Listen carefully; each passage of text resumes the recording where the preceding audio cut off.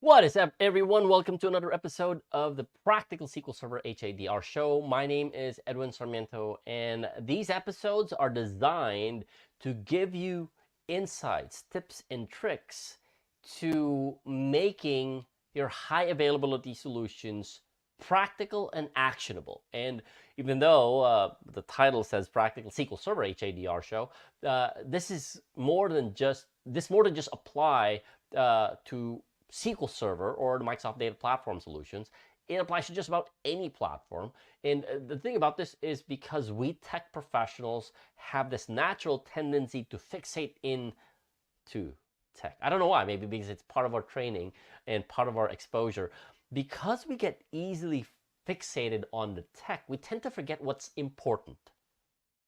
We tend to kind of ignore what really is important. In this week's topic, let me just put the banner out for the title. Starting the year right and re-evaluating your HADR solutions. I take the opportunity for the new year to start fresh, coming off of change freeze. Typically, the last quarter of the year or the last month of the year would be a change freeze where you're not supposed to be doing anything. You're not introducing new changes to the system.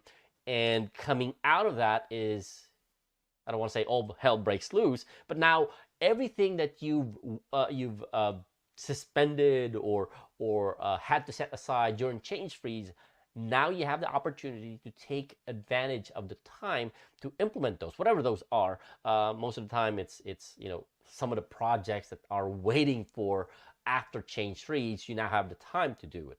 But I use the opportunity, especially in the new year, to reevaluate your HADR solutions. Because for one, there are times when we ignore stuff because set and forget. You've done the work, you've done due diligence, and everything's smoothly working. Hopefully, everything's smoothly working. Everything is okay and fine. That you forget you have something in place because it's not causing you sleepless nights getting paged at 3 o'clock in the morning. You forgot that, or you forget that it's there. So I take advantage of the first few weeks of the new year to reevaluate your existing HADR solution. So again, grab your pen and paper ready. Let's get started. Let's get rolling, because there's so many things that you can do that would set you up for the entire year, especially with your HADR solutions. And I want to frame these as questions. Not, yeah, here's point number one, no. I want to frame these as questions because it opens up the opportunity to have conversation with your team. If you're a DBA team or a sysadmin team, it opens up the conversation with your boss. It opens up the conversation with your business stakeholders, the CEO, CIO, CTO, or whoever owns the solution. And that's why I like framing them as questions, because it opens up those conversations. And of course, not only that, it also opens up the conversation with yourself. I'm not talking about being crazy talking to yourself, although there's nothing wrong with that. I talk to myself all the time. People think I'm crazy, but it's my way of filtering my thoughts and reinforcing some of the ideas, right? So again, grab your pen and paper ready. Question number one on how you can reevaluate your existing HADR solution. The question that you need to ask yourself is, question number one, can you still meet your RPO, RTO, and SLA? Can you still meet your recovery point, your recovery time objective, and your SLA? Most of the time, I think I have a survey, or not a survey, but an infographic a couple of years ago where I think it was IDERA that did the survey, and they asked the question, how much time do you spend on certain activities? Most of the DBAs, sysadmins, are spending a lot of time on performance tuning, just really fixing bad queries, trying to resolve a slow server. They spend almost 60 to 70% of the time dealing with performance issues. Guess where backups and DR and HA solutions fall into that spectrum? Less than 4%. Less than 4%. And you can't blame them, because for one, again, whoever screams the most grabs your attention or gets the attention. Could be yours, could be somebody else. Whoever creates the loudest noise gets the attention. And most of the time, the attention, and one of the reasons why performance has been the focus of a lot of the attention, is if a query is not running fast, the business is not being able to generate more profit or revenue, right? Especially if that query happens to process payments, the faster that query runs, if it's a stored procedure, the faster that the stored procedure runs, the more money that the company makes. But backups, HA, DR, why would we even? And again, this is why you need to reevaluate your HADR solutions in the first place. Because you will not be able to do them when the person screaming the loudest is getting all the attention, right? Maybe you've had the opportunity to build a complex HA solution like an availability group for SQL Server mixed with distributed AG, and it's smooth sailing, meaning everything's working fine, it's stable, it's reliable, it's highly available. You actually forgot you have one because it's not causing any problems. It is not paging you at 3 o'clock in the morning. It's not waking you up. You're not having to deal with outages. And so you kind of forget. I got a few of the people who went through my SQL Server Always On Availability Groups training from way back when told me the exact same thing. Man, you helped us configure this whole setup that we forget we have it, because it's perfect for them. It's stable, it's reliable, it's highly available. The only time that we get paged is when we actually do maintenance, because we have to initiate failover. But because of that, you can leave your HADR solutions untouched for the longest time and even forget that it exists. So you have to ask yourself the question, can you still meet your RPO, your RTO, and SLA given your existing solutions? Maybe from 5 years ago, you decided we're going to create an availability group and put like 25 databases in there. And the databases are working fine, they're growing, AG is stable, it's reliable, but then 3 years later, you now have 125 databases on that AG. How many databases are critical? Do they share the same recovery point, recovery time objectives, and SLAs combined in a single AG? Or what about backups? Maybe when you created your backup strategy, you're able to restore from backups in as quickly as even below your recovery time objective. What about now that the database is now 15 terabytes? Are you still using the exact same strategy as when the database was 4 or 1 terabyte? And this is the perfect opportunity for you to reevaluate your existing HADR solution, because the things have changed. Databases grew, databases increased in number, the business has evolved. But the thing is, again, because everything's smooth sailing, nothing's happening, nothing worse, nothing bad, is you forget that you have existing HADR solutions and you don't even know whether or not they still meet those objectives. The analogy that I use here is the one that a friend of mine who's a financial advisor gave me. When you're starting out and you have you're single, right? What kind of health coverage do you have? If you're between the 20s and mid 30s, what kind of health insurance do you have? When you go beyond 30s up to early 40s or mid 40s, what kind of health insurance you have? The one that you had when you were between 20 and mid 30 may not be appropriate for what you have. what kind of health insurance coverage do you have when you're at that late 40s to early 50s, right? Another analogy that I use here is like buying your car. When you're single, I want that sports car, two-door, 6-cylinder, and all that nice and shiny sports car. But then you decide to get married and then have kids. It's, the two-door sports car is no longer appropriate for you. Or maybe you need to reevaluate and now get a minivan so you can haul your kids to your soccer game. And then after that, when kids go to college, are you still using the same minivan? And there are different stages, but the vehicle, the car, or the health insurance coverage has to be appropriate to whatever stage you are in life. And the same thing with your HADR solutions. Maybe back then, an entire full database backup is more than enough. But that was when the database was less than 1 terabyte. Now it's 15 terabytes. So again, ask yourself that question. Can you still meet your RPO and RTO and SLA with your existing HADR solution? A typical request that I get from my customers is, we used to have a standalone instance. They managed with the standalone instance.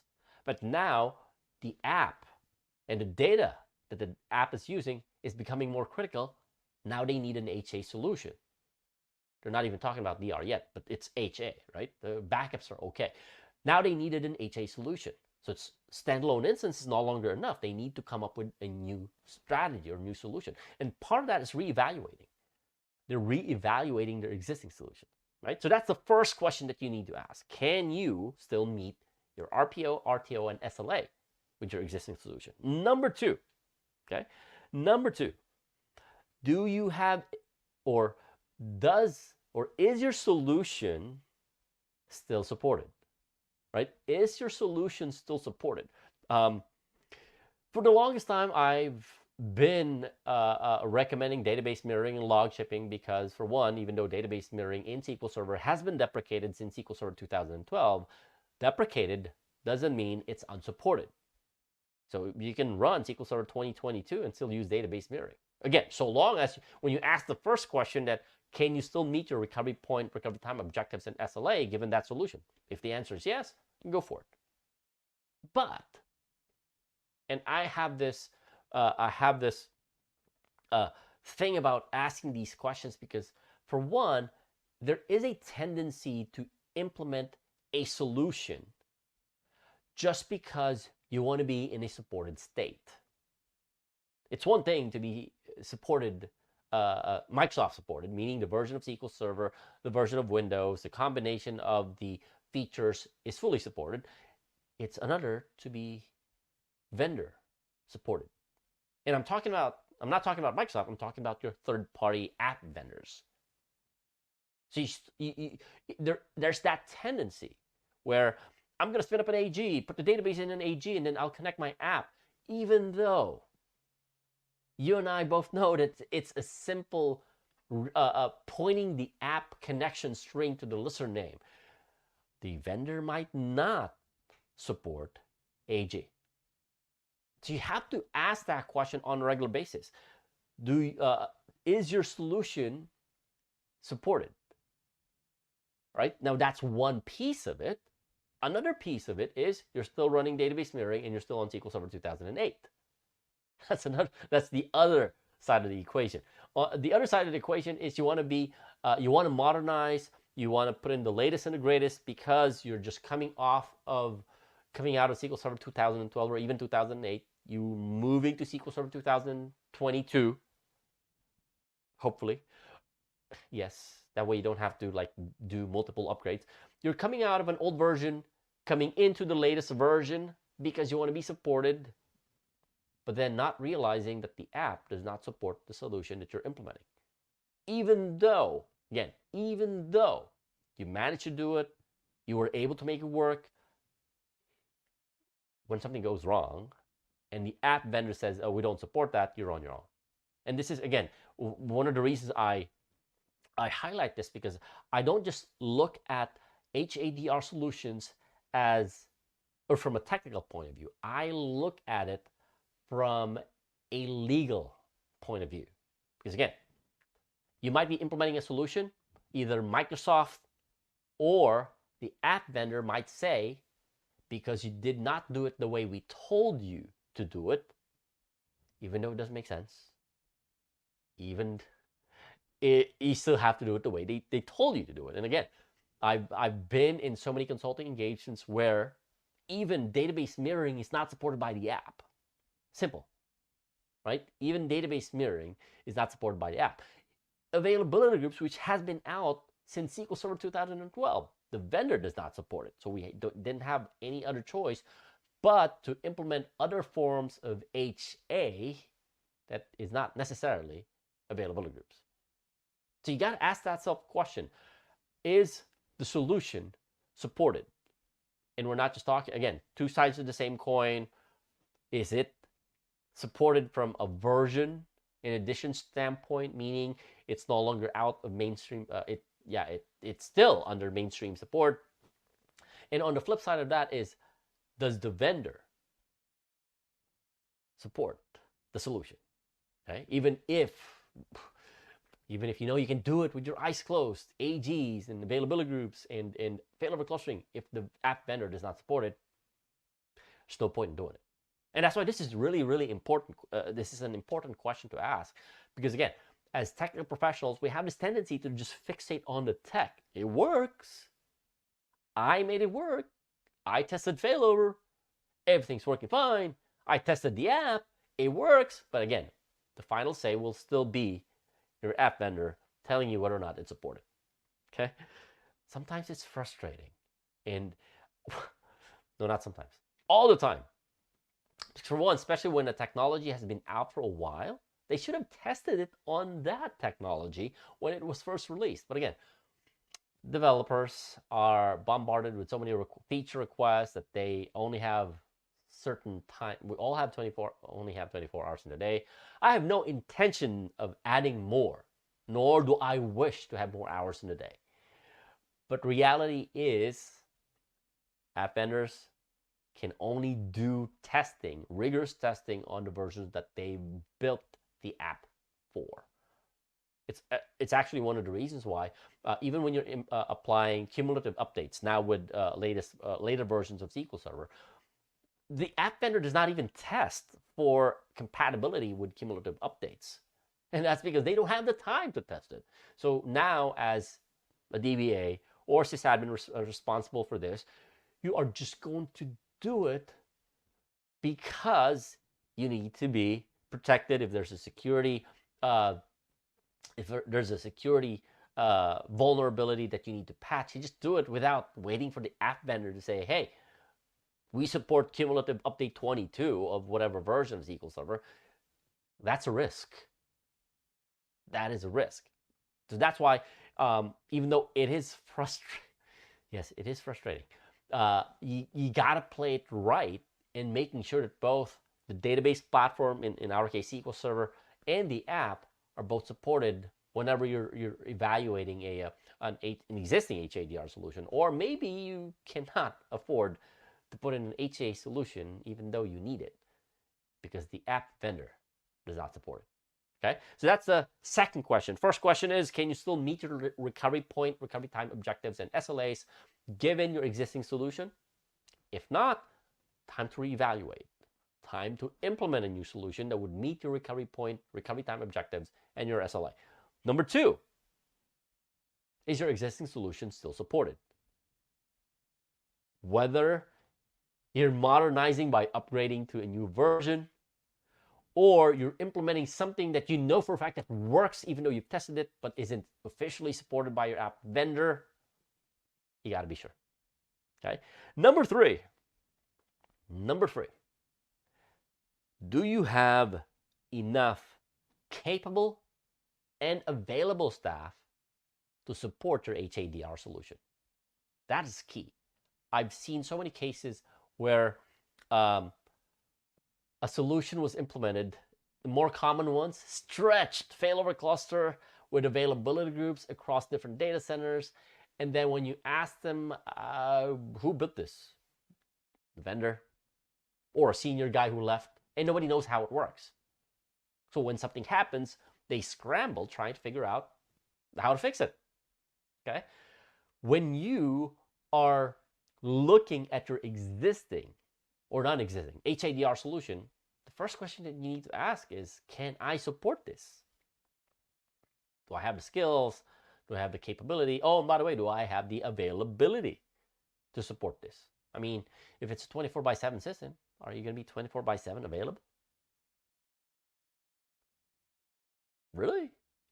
Especially when it's not just one, but many. Okay. Do you have the capabilities, the skills, and the availability to support it? Because if not, we may have to address that issue first. Again, I've seen so many cases where a consultant will come in, build something, hand it over to the customer, but then did not do proper documentation, did not train the internal staff, and so the people who are now responsible for the operational aspect of it, maintenance, monitoring, they don't know anything, so now they're guessing. And when an outage happens, nobody knows the thing, they call me. I wish they did not have to call me in those situations. I love solving problems, don't get me wrong. I love solving problems, but those problems could have been prevented in the first place if the system was designed properly, meeting recovery point objective, recovery time objectives, and SLAs, and having the right people in place. And that's why this is one of the things that I ask when somebody brings me in. We want you to assess, do a quick assessment of our environment. First question I ask is, how many people are on the team? Because I see a complicated system, but how many people are taking care of this? If somebody says one, go hire another one as quickly as you possibly can, or bring in somebody from a different team and get them up to speed. Because if something goes wrong and nobody knows how this thing works and they can't get a hold of me, all hell breaks loose. That's why it's very, very important. I always include the capabilities and the skill set and the availability of the people taking care of this. Now, of course, if you're handing it off to a managed services provider, it also begs that you also have the responsibility to ask the question, can they properly support it? I've seen managed services providers who would come in and take responsibility of the operations, the monitoring, responding to tickets and all, but then they don't have capable staff to take care of a complex HADR solution. Or even if they do have capable staff, they're not available because they went on vacation and there's only one senior engineer. So you have to ask yourself that question. Can or do you have capable and available staff to take care of this? If not, maybe you need to redefine whether or not you need that solution. Okay, just because your boss says so doesn't mean you definitely need it. And in some of the next episodes, I'm actually going to talk about reevaluating whether or not a solution requires an HA solution or a database requires an HA solution, right? So those are the three questions that you need to ask. First is, can you still meet your recovery point, recovery time objectives, and SLA with your existing or non-existing solution, right? Whether it's a standalone instance and you're only taking backups, or you have an AG, or a failover cluster, or any type of HA solution. Can you still meet your RPO, RTO, and SLA with what you have? Second, ask the question, is this still supported? Whether you're coming from an old version that's no longer officially supported or is out of mainstream support, whether it's Windows or SQL Server, or you're implementing an HA solution that's officially supported by Microsoft but is not supported by your app vendor. Ask yourself that question, right? And reevaluate. Number three is, do you have enough capable and available staff who can take care of this moving forward? Whether it's within your internal team or external, meaning outside managed services provider or a consultant, make sure that you have those, because if you don't, again, you'll be in a much worse place than when you did not have an HADR solution, right? That is about it for this episode of the Practical SQL Server HA show. And like I said, I like to take advantage of the new year because this opens up the opportunity for you to start having that conversation, right? When you ask that question, can we still meet? If you're managing a database instance, and then somebody else is taking care of the backups, maybe an enterprise backup solution is managed by the sysadmin, have that conversation with them. Hey, whatever we're implementing or whatever we're using right now, does it still meet our recovery point, recovery time objectives, and service level agreement? Right? It opens up that conversation. You also have the opportunity to have that conversation with your boss. Hey, boss, we probably need to redefine our RPO, RTO, and SLA. And if we did, maybe we need to implement a new solution. And then asking that question, hey, is it supported both by Microsoft and the app vendor? I feel bad about saying that because the app vendors should be able to should be testing for newer versions of SQL Server and whatever features that they're implementing. But again, the reality is they only have so much man hours and skilled resources available. And number three, do you have the right people? Do you have skilled people, available people, capable people to handle this? Because again, it's not enough to have capable but not available. It's also not enough to have available but not capable. You have to have capable and available people to support this moving forward. That is about it for this episode of the Practical SQL Server HADR show. Tune in again next time for another episode. And if you need any help on anything high availability and disaster recovery, whether it's reassessing or reevaluating your existing HADR solution, maybe doing an assessment of your existing HA solution, or maybe looking at whether or not your entire solution is supported. Of course, I cannot answer on behalf of your app vendor. Your app vendor needs to ask. You need to ask them because they're the one who built the app, right? Or getting your staff ready to properly support an HA solution. Reach out. Use that link on the screen. Schedule a strategy session. Let's have that conversation. We are going to be doing a lot of discovery and me asking a lot of these questions to make sure that your infrastructure, your databases will be able to recover in case something goes wrong. And even your staff should be able to respond to incidents and issues should there be one, which of course we don't wish for anyone. But again, things break. It's just the nature of everything. They break and somebody has to fix them, right? Use that link on the screen, schedule a strategy session. Let's have that conversation, all right? Enjoy the rest of your week. I'll see you again in the next episode of the Practical SQL Server HADR show. Goodbye.